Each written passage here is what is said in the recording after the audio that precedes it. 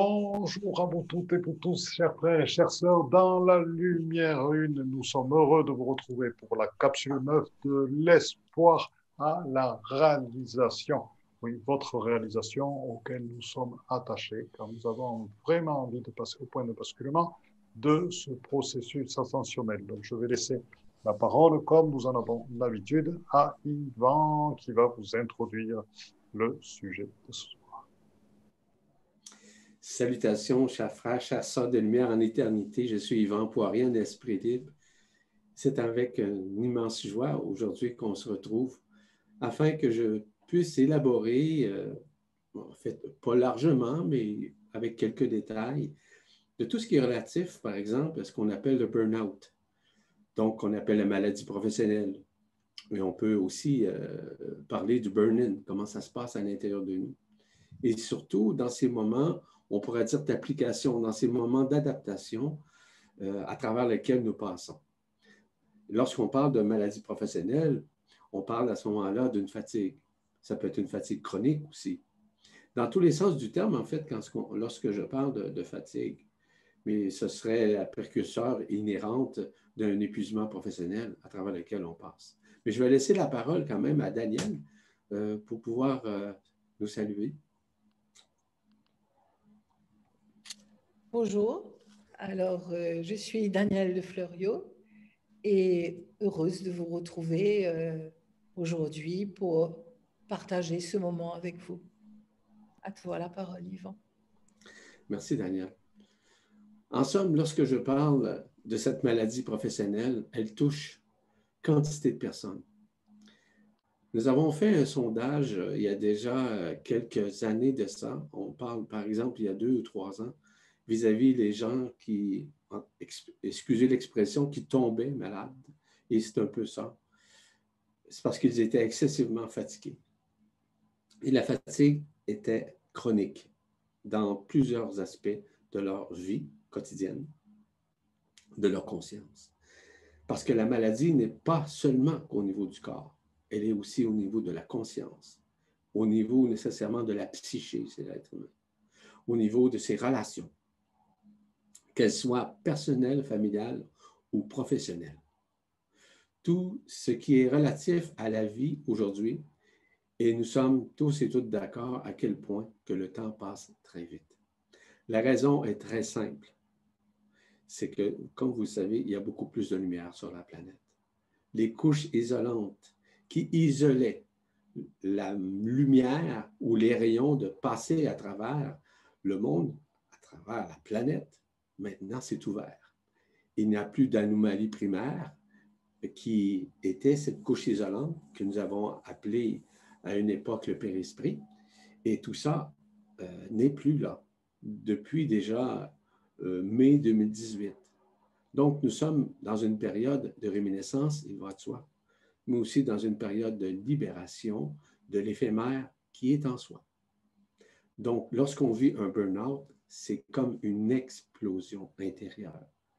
C'est également une implosion intérieure qui se fait aussi dans une explosion extérieure, que ce soit par une fatigue, que ce soit par de la colère, que ce soit par de la frustration, que ce soit au niveau des revendications ou du râlage ou du chialage, peu importe, cela nous amène au burn-out. Généralement, le burn-out est causé par un trop-plein. Un trop-plein à l'intérieur de soi. Un trop-plein de quoi? Pas d'énergie, un trop-plein de matière. De matière comment? De matière qui intellectualise le mental, qui intellectualise les cellules et qui rend les cellules vulnérables, c'est-à-dire qui fatigue les cellules. Donc, plus vous avez des connaissances, par exemple, dans votre milieu de travail, au niveau professionnel, vous avez énormément aujourd'hui d'applications à comprendre, beaucoup de formations à suivre pour toutes sortes de raisons. Aujourd'hui, la technologie prend place à tous les niveaux. Donc, il y a une période, évidemment, d'adaptation, mais aussi une nouvelle période d'application. Ça fatigue beaucoup la personne. Ça fatigue le mental, ça fatigue la psychologie, c'est-à-dire l'état profond de l'âme, l'état profond de la personne, l'état profond de l'ego, évidemment. Mais tous ces mécanismes-là engendrent des processus. Parce que lorsque je parle de dépression, on peut parler de troubles d'humeur qui caractérisent un manque d'énergie, un sentiment de ne pas être à la hauteur, de se sentir même bon en rien par moment, parce qu'il y a des pertes d'intérêt pour tout ce qui fait partie des habitudes, que ce soit sur le plan personnel, professionnel ou même familial. Donc, cette dépression-là est de plus en plus omniprésente. Parce qu'il y a des symptômes. Ces symptômes-là sont omniprésents. L'impression d'être triste, désespéré, coupable, démoralisé, presque en tout temps. C'est quasiment permanent. Parce qu'il y a aussi le fait qu'on manque d'intérêt vis-à-vis des activités.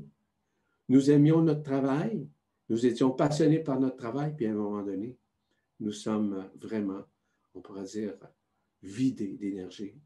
Ça ne nous tente plus, ça ne nous dit plus rien de faire ça.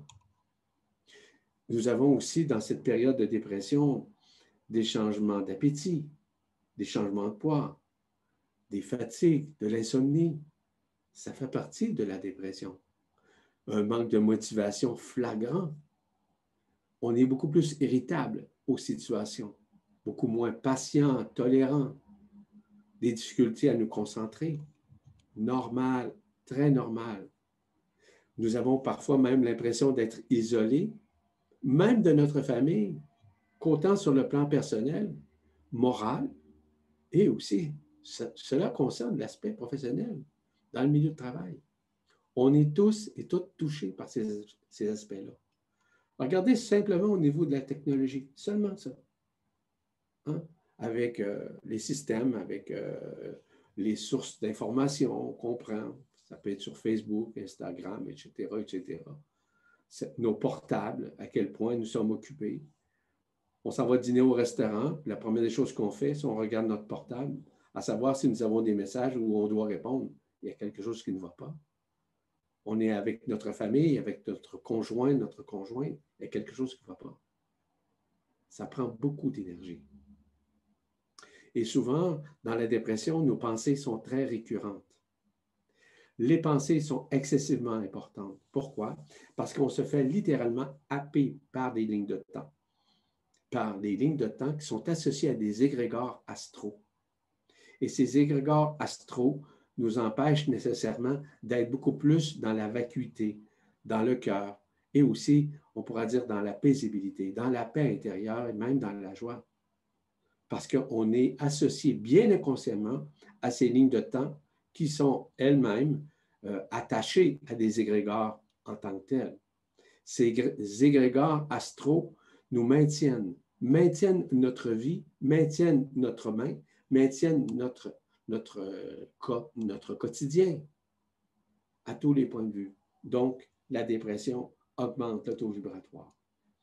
Si on regarde l'origine comme telle du burn-out, bon, fatigue physique, émotionnelle, intellectuelle. Pourquoi? Parce qu'il y a un trop-plein. Vraiment un trop-plein à l'intérieur de nous. Je vous le mentionnais, trop d'informations, trop de formation.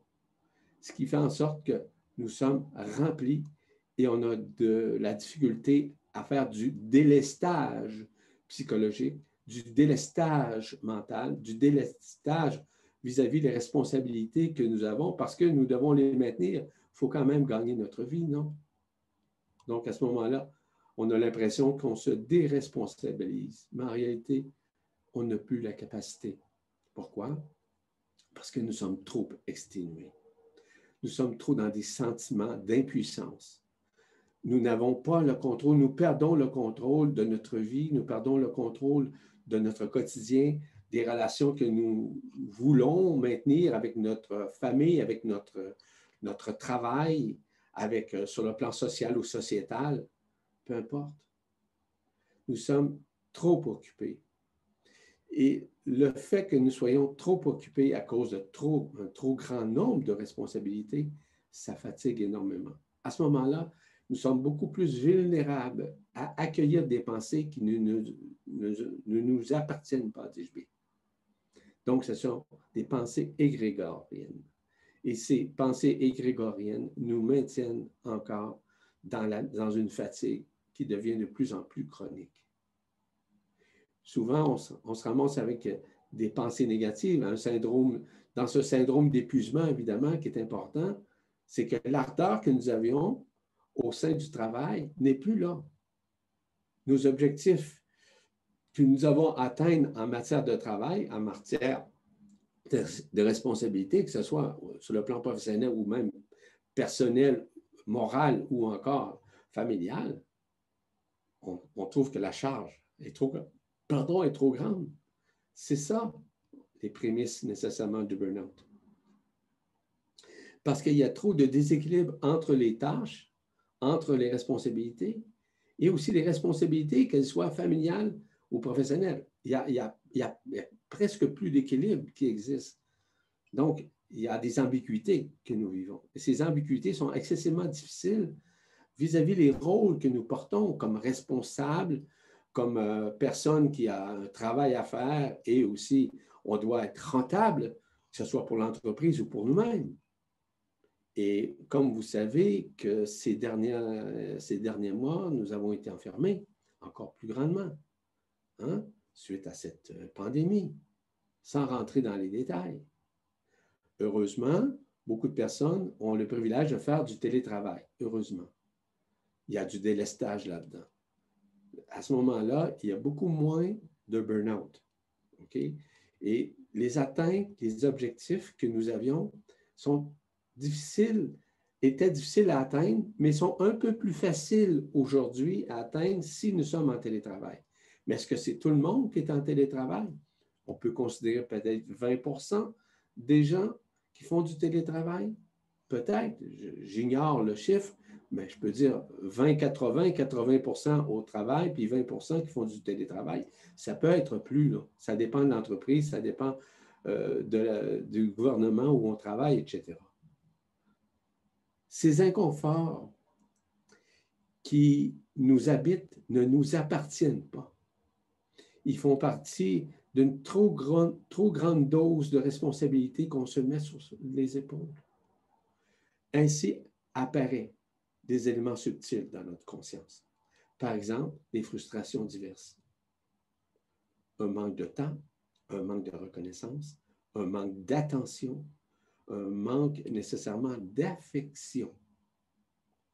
Parce qu'à ce moment-là, du fait qu'on a de moins en moins de temps, puisque nous sommes excessivement occupés, automatiquement, il y a un manque d'affection, un manque de relations intimes avec nos proches, avec nos amis, etc. Ce qui crée un manque de sommeil à un moment donné. Parfois, on se sent tellement inhibé, gêné vis-à-vis de notre situation dans cette période de burn-out, qu'on a même de la difficulté à communiquer, à partager ce qu'on pense. Mais je vais vous apporter un volet qui, à mon humble avis, est fort intéressant. C'est celui du burn-in. Donc, dans la réalité du burn-out, de cette fatigue, peu importe tout ce que je viens de vous dire, il y a des éléments fondamentaux à comprendre dans ce que nous vivons intrinsèquement sur le plan intérieur, qui est beaucoup plus négatif, qui est aussi parfois positif, mais surtout enfermant. On pourra partir du moment où on parle d'un état, un état d'âme, un état de notre santé, un état de notre vie quotidienne, un état vibratoire au niveau même de nos responsabilités. Le burn-in nous amène à quoi? Burn-in, ça veut dire brûler par l'intérieur. Et à quelque part, veut dire une consommation. Ça consomme à l'intérieur de nous. Cette fatigue-là, elle a des raisons d'être. C'est causé par quoi? C'est causé littéralement par l'intelligence de la lumière. L'intelligence de la lumière, c'est elle qui œuvre à travers nous afin de nous libérer, de consommer ce qui est éphémère en nous. Donc, si, par exemple, vous vivez de la colère, de la frustration, de l'angoisse, de l'anxiété, c'est causé par la lumière. La lumière qui dissout l'éphémère en soi. Ce sont les raisons fondamentales. Donc, pourquoi s'en faire? Pourquoi se culpabiliser? Pourquoi avoir peur? Si vous êtes dans une période de dépression, de burn-out, je comprends cela. Évidemment que je fais de la consultation dans plusieurs domaines, comme vous savez.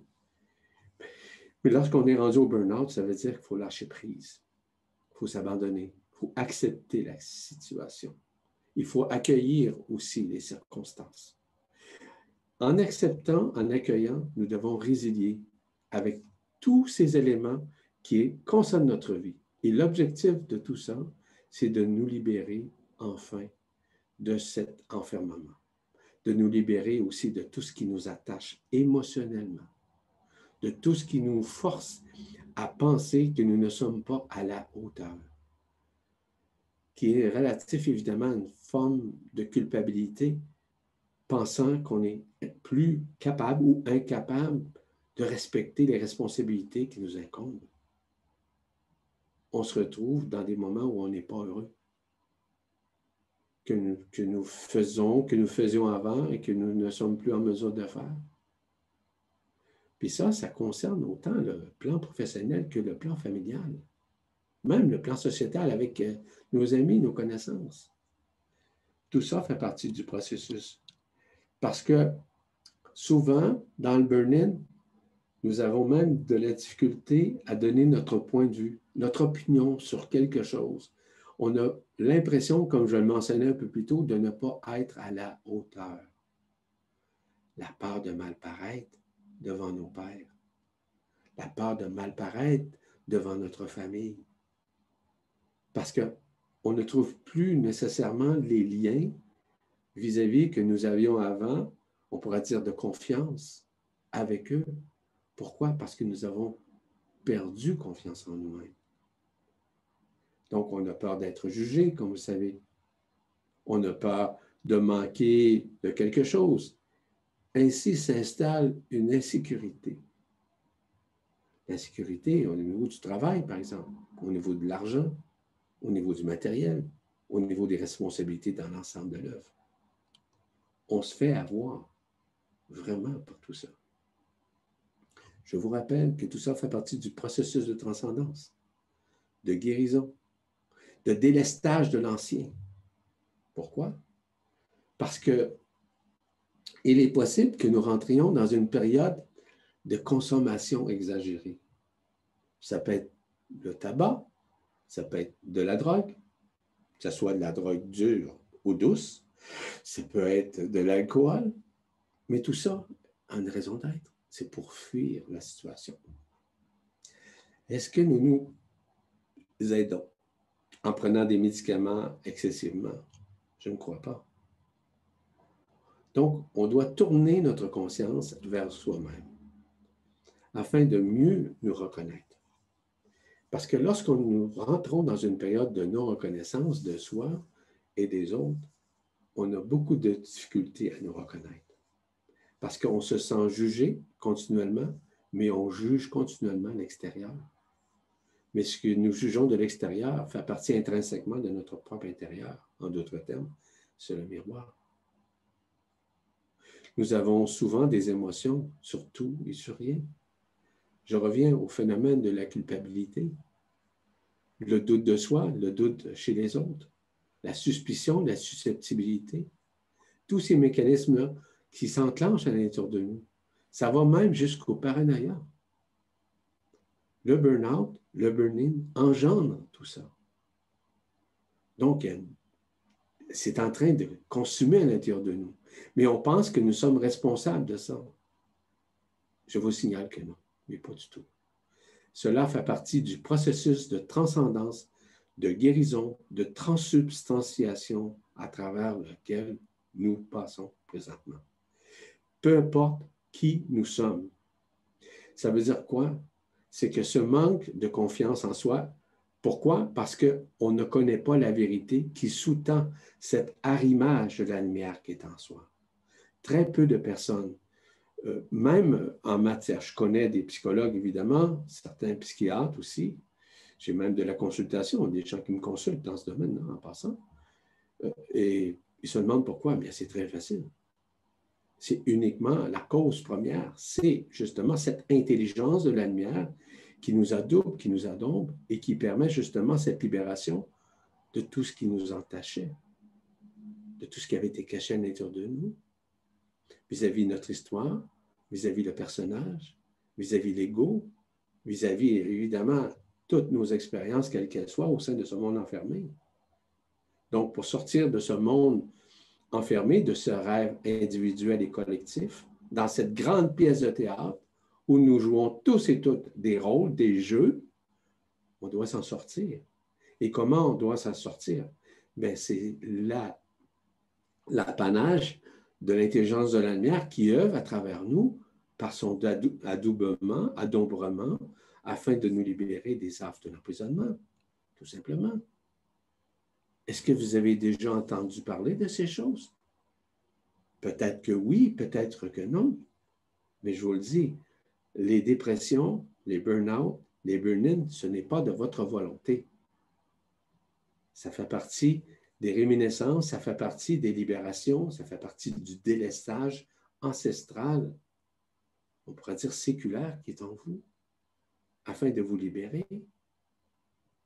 Parce que dans le burn-in, la fatigue est continuelle, vraiment. On se demande pourquoi on n'a plus d'énergie. C'est normal. La lumière prend place à l'intérieur de soi pour libérer les couches isolantes qui sont sur nos cellules, qui ont été cristallisées dans la matière, dans le temps, dans l'espace, ainsi qu'avec des lignes de temps. Donc, aujourd'hui, nous sommes dans cette période de réminiscence. Nous sommes dans cette période d'allumage et d'arrimage de cette lumière. Parce qu'on se demande, avant, moi, j'avais énormément de volonté.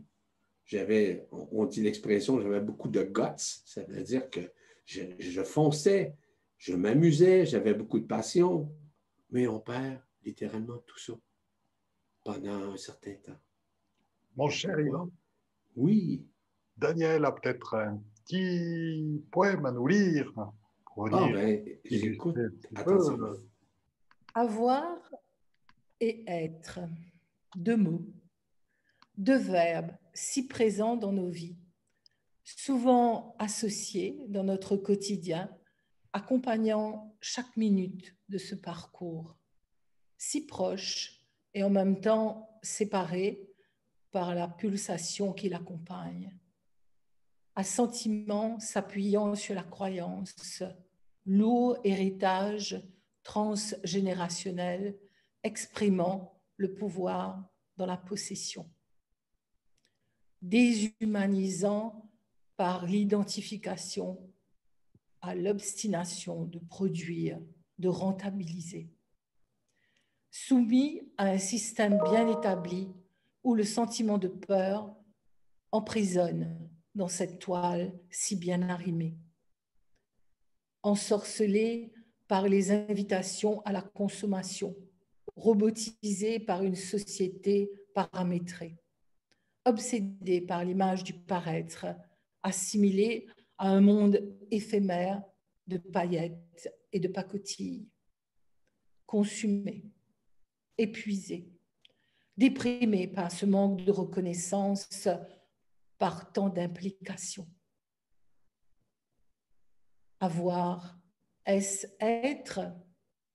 Être, est-ce avoir? Devenons l'observateur de nos émotions, avec beaucoup de douceur et de tolérance vis-à-vis de nos doutes, de nos faiblesses, afin d'atteindre cette harmonie, ce réconfort, équilibre entre avoir et être. Être bienveillant avec soi-même, accepter sa différence, affirmant ce qui nous rend unique. L'acceptation du soi renforce la conviction qu'il n'y a pas de but à atteindre, rien à prouver. Libre des influences extérieures, dogmatiques ou sectaires. Libre des limitations et de l'exigence d'un système. Assesseur attentif des formes pensées négatives et de l'autosabotage, concédant toute sa place à l'être unique d'amour, déployant ses ailes sur le chemin de lumière. N'est-ce pas avoir du savoir-être? À toi de répondre, Philippe. Ah, c'est merveilleux. Ah, l'intro qu'il Merci, fait. merci Daniel, c'était excellent. Merci beaucoup. Belle prise de conscience. Ah ouais, l'être de Mais, lumière qui déploie ses ailes, c'est une très, très, très belle réponse au burn-in, burn-out. Oui, c'est une très belle transition parce que euh, ça représente bien, si vous voulez, comment ce processus de burn-out entraîne, est plutôt le signe d'un nécessaire besoin de transformation à l'intérieur de soi, nécessaire besoin de transformation qui déjà s'exprime à travers le corps. C'est une nécessité. Sachez que à travers cette explosion en vous-même, cette dépression, cette dévalorisation qui peuvent s'installer, euh, c'est tout un système. C'est bon, peut-être pour vous rassurer là-dessus et puis pour aussi voir le phénomène dans une globalité un peu plus grande, mais c'est tout un système qui est en train de se transformer totalement. Bien, ce qui est arrivé avec cette pandémie, bon, c'est le dessein de la source, hein, c'est le dessein de la lumière, purement et simplement. Et parce qu'il est temps de passer à autre chose. Et cela frappe aussi toute la structure des entreprises actuellement, c'est-à-dire qu'elle a hérité, et c'est assez étonnant, que ce que je vais vous dire a été aussi transmis, et c'est là où on voit l'influence des différents voiles qui peuvent rester encore sur les gens, qui soient des voiles de la matrice astrale ou des voiles des annales akashiques, ont été transmis par les structures, transmis par les archontes. C'est-à-dire que tout simplement, ça c'est pour rassurer les gens qui sont dans le burn-in, burn-out, ça veut dire qu'ils sont dans des entreprises qui participent aux grands projets archontiques. Et malheureusement, on a retrouvé ce type de structure aussi dans des manières de présenter, on va dire, les structures des êtres de lumière par certaines personnes. C'est-à-dire que ce sont des structures verticales dans lesquelles il y a tout le temps quelqu'un en haut et puis des gens en bas, ce qui fait que certaines personnes ont tendance à considérer les esprits de la nature comme des êtres très bien, mais qui n'ont rien à voir avec les plus hautes sources ou les plus hautes émanations, et donc se complaisent à ne parler que des hautes émanations, à ne plus parler de certaines émanations qui sont pour eux beaucoup plus basses. Et donc ça a engendré aussi, ça a été la projection, je dirais, à travers ces voiles, de la projection du monde, tout simplement. Et là, ce que vous êtes en train de vivre à travers le burn-in, burn-out, c'est, euh, ça fait part de l'effondrement actuellement de cette vision-là, y compris dans le monde de nos sociétés, y compris dans les structures industrielles, y compris dans les structures de services.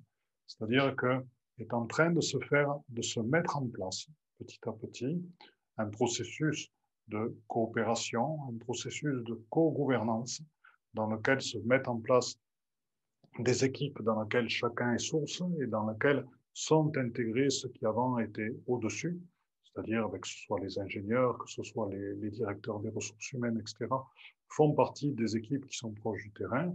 Les équipes qui sont proches du terrain ont elles-mêmes en charge leur budget, leurs propres investissements, ont en charge aussi leur planning avec des propositions, et il y a des personnes, donc ça représente, on se retrouve là dans des notions de conseil de lumière, on se retrouve sur ce type de structure-là, dans lequel il n'y a personne qui est au-dessus de personne, et dans lequel il y a effectivement des guides ou des personnes qui sont consultées par moment du fait d'une certaine vision qu'ils ont.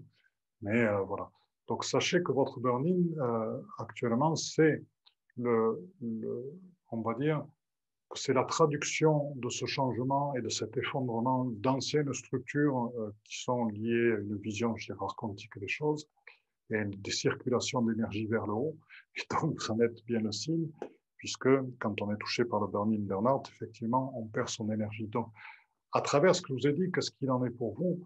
Il en est justement de travailler sur le processus de détachement et donc le processus de burn-in, aussi de voir des choses à l'intérieur, d'en tirer des conclusions, bon, qu'a bien présenté Yvan et aussi ce qu'a présenté aussi Daniel à travers son magnifique poème, c'est-à-dire se retourner vers soi, non plus vers le rôle que nous jouons, non plus vers les justificatifs que nous donnons à la famille à l'extérieur, non plus vers la peur de ne plus avoir d'argent. C'est tout simplement de s'apercevoir que nous avons besoin de temps pour nous, que nous avons besoin de nous reconnaître nous-mêmes à travers notre travail, que nous avons besoin de nous faire plaisir, que nous avons besoin de savoir ce que c'est que l'écoute, de savoir ce que c'est que le partage, de savoir ce que c'est que la co-création, de savoir aussi ce que c'est que d'être responsable de son travail, et non pas que la responsabilité soit prise au-dessus et que nous ne soyons que des pions.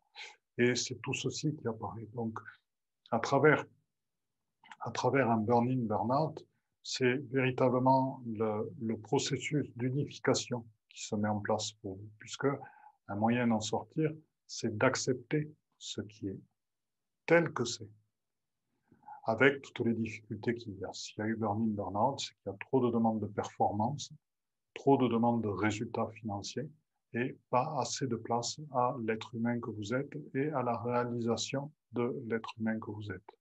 Donc, il est temps de reconnaître ceci en réalité, et puis à un moment donné, de se poser la question, si mon corps me parle comme ceci, si la source qui est le divin, m'a mis dans cette situation-là, et si actuellement je subis les cognements de l'esprit plus forts qu'avant, ça c'est les cognements de l'esprit, c'est Castaneda et Don Juan qui en parlent, on le retrouve aussi, ce sont les termes qu'emploie aussi Krishnamurti.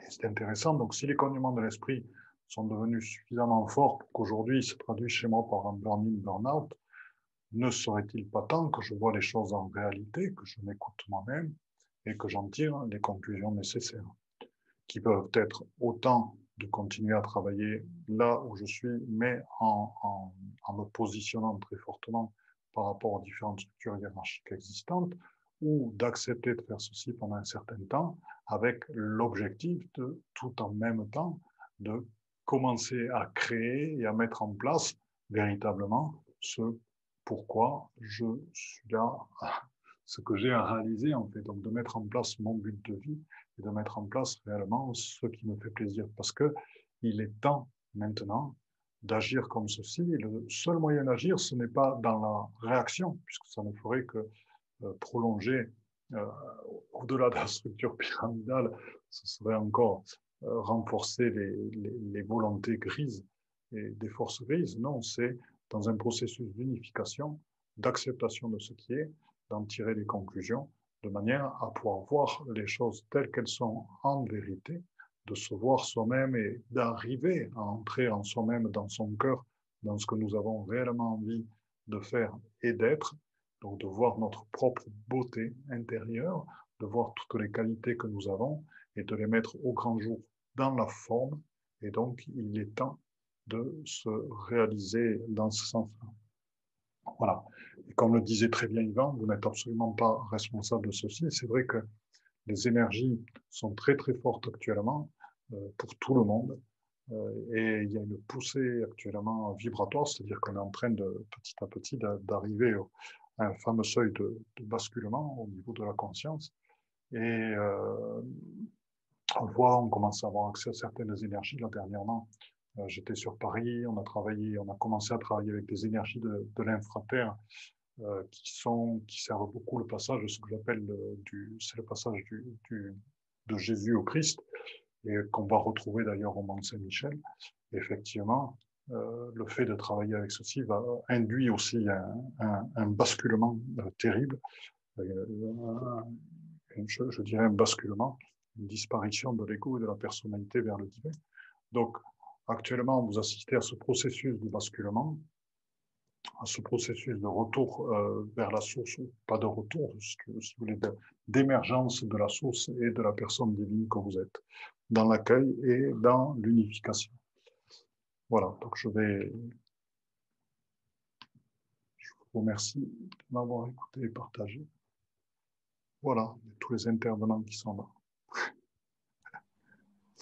Mon cher Daniel et mon cher Yvan. Est-ce que tu veux qu'on rajoute quelque chose? Bien, on a encore 5 minutes, donc on peut rajouter quelque chose, tout à fait. Si vous me permettez, je vais juste continuer un petit peu vis-à-vis justement cette...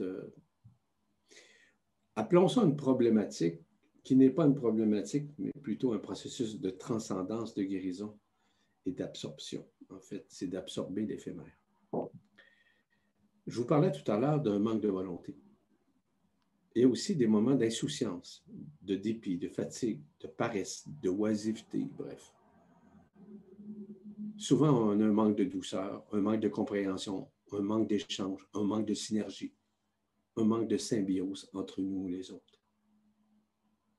Souvent, on donne notre énergie aux autres et on n'est vraiment pas conscient de tout ça.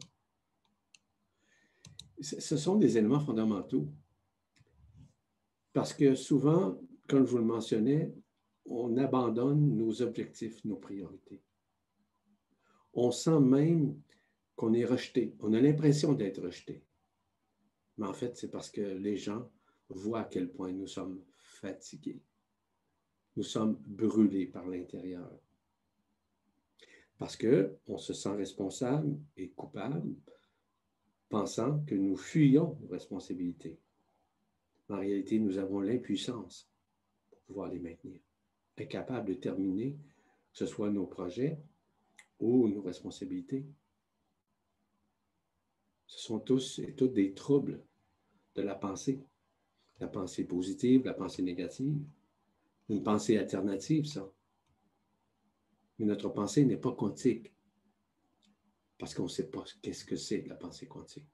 Évidemment que je pourrais élaborer sur la pensée quantique, mais ce n'est pas l'objectif aujourd'hui. Beaucoup de personnes se retrouvent dans des moments où ils veulent passer même au suicide durant la période. Et ça, ce sont des éléments très importants à réaliser et surtout à pouvoir consulter aussi au moment juste et parfait. Parce qu'on se sent inutile. On a peur de déranger. On a peur de faire de la peine. On a peur de perdre notre emploi. On a peur même d'être encore plus malade. Ce sont des éléments très importants à considérer. Lors de la prochaine capsule, je vais élaborer davantage sur d'autres aspects de burn-out. Je veux vous parler nécessairement de la volte-face à travers laquelle nous sommes en train de passer, qui sont en réalité un recoupement de face à face. Là-dessus, je vous laisse. J'ai pris quelques minutes encore, mais je vous reviens lors de la prochaine capsule. C'est parfait. Ma chère Danielle, veux-tu rajouter quelque chose? Je n'ai rien à rajouter, sauf que je vous dis au revoir et à la prochaine capsule. Eh bien, écoutez, nous allons conclure sur cette capsule-là. Vous avez vu ce qui est annoncé par Yvan pour la prochaine capsule, dans laquelle nous allons être absolument heureux de vous retrouver toutes et tous. Ce sera la semaine d'après. Et nous vous disons à très bientôt.